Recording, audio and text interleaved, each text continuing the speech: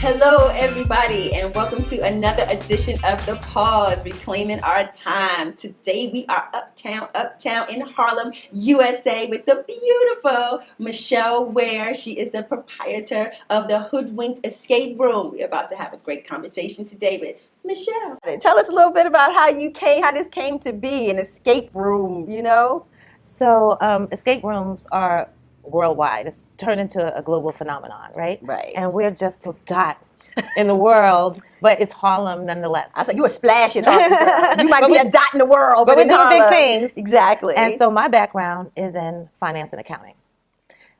You didn't know that, right? Yeah, I'm like, look, I'm just talking about the trajectory of someone who goes, I'm an accountant, and I think that I'm going to open a proprietorship that actually has nothing to do with accounting. Right. So it's kind of connected. If you think about the premise of escape rooms, right? It's about empowering people. Our clue finders is what I call them. They go into the rooms and they have to tap into their inner Sherlock Holmes. They get in back to some of the basics of pure thought and communication, right? And they're coming out empowered, right? So in management, when I was in accounting, it was all about empowering our team and motivating the team to work more efficiently and productive. And so it's kind of connected in that way. So I was always excited and really good at being a leader of people. And so now I just kind of flip the switch and doing it through escape rooms. But how did you come up with the idea to transform your career? Because, we're always talking about transitions, right? Because I'm always saying that we're in a life cycle, a life stage that where like all kinds of shifts and transitions are taking place.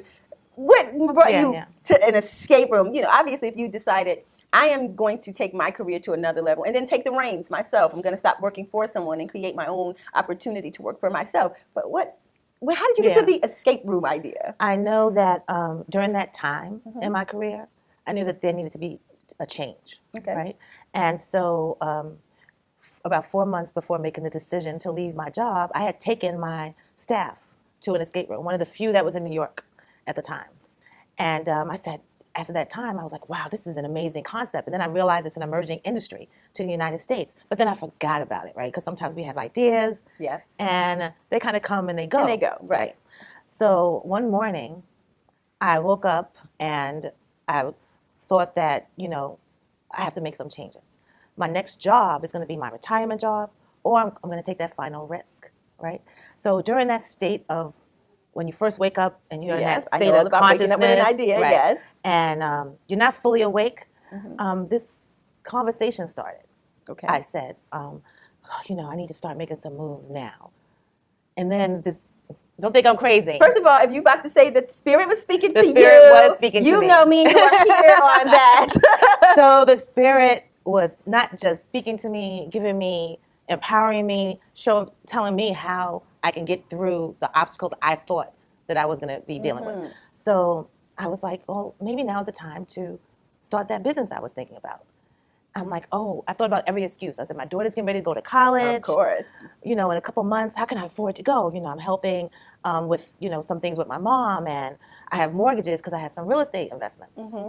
And so this voice reminded me of that you have these real estate investments, you have assets, you can afford it, just sell one. And I'm like, it's as simple as that, just sell one. Okay, so I can afford to buy one. I'm like, right. And then I questioned yourself, myself, like, who am I to think that I could just quit my job that I've established myself in my career and build a business from scratch? Who are you not to? Exactly. Amen. Exactly. And that's what the answer was. He's like, who are you not to? Wow. And then all of these visions of my past came about as to my experiences. My experiences with my overseas travel and meeting different people of different cultures, right? So my openness. Right. To when I used to be an auditor, walking into a company and learning their business model and their business from, within a couple of hours in order so that I can audit their books. To building the accounting department from scratch of a global nonprofit organization. So who am I not to think that I can't do it for myself? Well, what do you think actually embeds itself in us, especially as women of color? Because the reason I was so stalking you for this opportunity to interview you is because it might be thought that you're an anomaly. We know better, right? Because we've been in rooms filled with women, all kinds of women, diverse women as well, who are doing amazing things But because you're not out in the forefront, because you're not a celebrity, because you're not an influencer, nobody knows the extent of what a powerful impact you're making on the business scene. Like, we're always talking about women being badass. That's my favorite thing to say right now. I'm a badass woman, right? But I keep meeting women who are more badass than me. So what is it that you think that we do to ourselves that stops us from our greatness? What do you think that is? Because you ignored that voice, evidently. It came, but you ignored it. I didn't ignore it in past years, but that moment, I don't know, it may have just been the right time, in my life to do it. I feel like sometimes we self-doubt our capabilities, and that's what I began to do, and I just didn't listen. I listened to the more empowering voice. And sometimes we're fearful of the success without even really knowing it, right? Right. Because maybe some people just never experience success. And success comes in different ways, shapes, or forms, exactly. Like with relationships or profession. Yeah, so I think that, I believe that, the key one is not knowing. So you So you may want to be a fashion designer or make candles or open an escape room, and you may not know how to do it. And then the not knowing makes you not do it, right?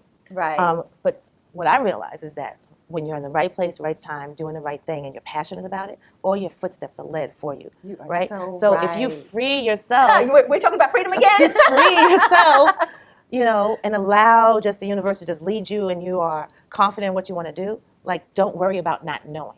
Right? Continue to educate yourself on different aspects of your business, do the necessary research, and just be aware and open to the people that you meet and the instances that bring opportunities. So we were having our pre-conversation, and I was talking about how I read, I'm pretty sure it was in Outliers, Malcolm Gladwell's book, that says that the people who accomplish the most are not the ones who are the valedictorians and salutatorians and the ones who are straight A students. It's the ones who don't worry about the how for whatever it is they're pursuing. Right, just do.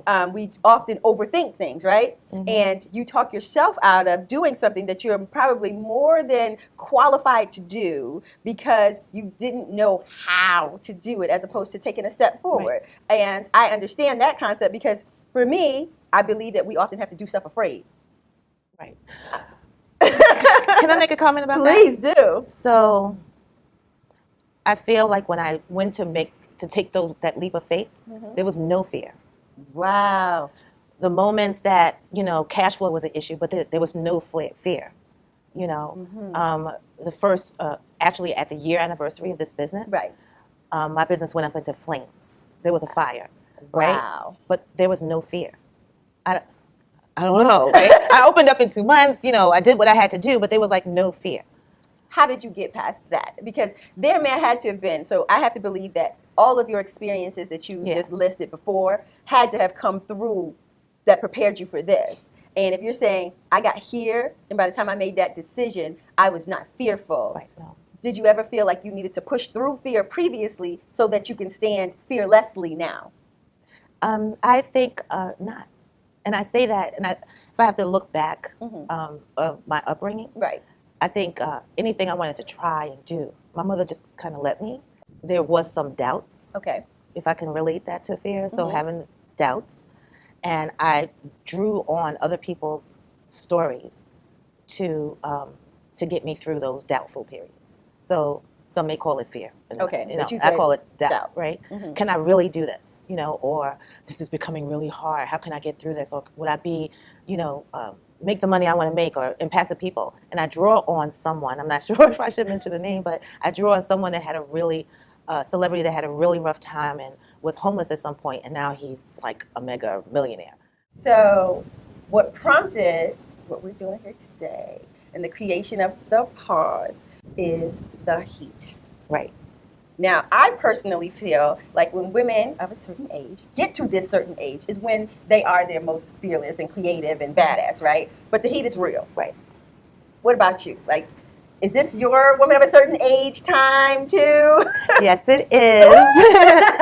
Yeah, during that period, I would say it was a little easy for me because I was open into receiving and understanding the feelings that my body was going through. Once I understood that, okay, this heat that I'm feeling is a part of the process, I respected it more. right? That's an interesting way to say you respected it, right? Right. Because since your mom was such an amazing, let her do whatever she wants, did your mother tell you anything about this time of life? Did she tell you? No. I know that she told me the medications that she took. Oh, so she told you, at least she told you. Right, but I didn't want to take any medications. Right. I spoke to a lot of women. I think it's important for us to kind of share each other's experiences so that we can learn from them. That's what we're doing here. Right, we are sharing each other's experiences because I think that we have a tribe, right? Yeah. And to be a woman of a certain age, and we don't want to use the word menopause for some crazy reason. It's not a natural, organic, biological event that's going to take place. And so your mom told you a little something, and most of the time when I talk to women, they're like, no, my mother told me nothing and she didn't go through it because she said she didn't go through it. This is the taboo part. Yeah. But do you feel there's anything taboo about it, or are you free? Because honestly, I'm looking at you and your energy right now is just like, girl, please, nothing is stopping me. Right. It's the pause is about the heat. It's about, I feel, just like a teenager goes through certain biological things, right? The adolescence. And this is our grown adolescent changes. Right. I was just very receiving of that. So when there were certain symptoms that came, I kind of just paused. So we call it that. We paused it. I paused it and say, okay, let me just have this moment, let it come and go, and then I moved on.